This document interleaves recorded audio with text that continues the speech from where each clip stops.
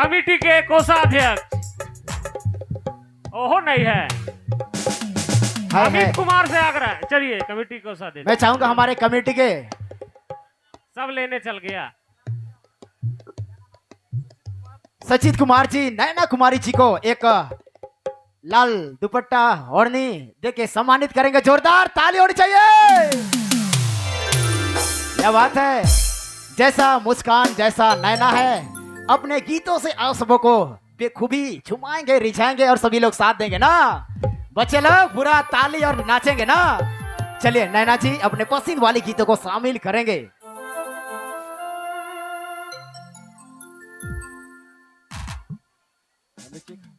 Hello check check. चलिए एक बार जोरदार ताली होनी चाहिए। वाह क्या बात है।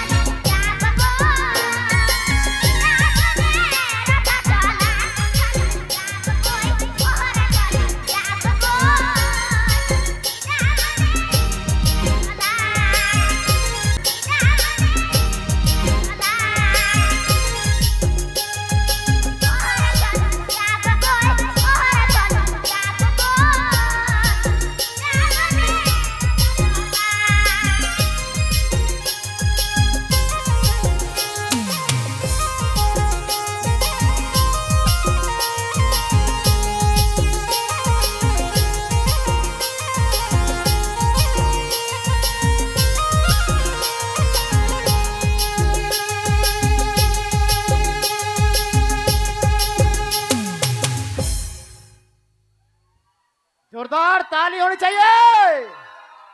वाह क्या बात है।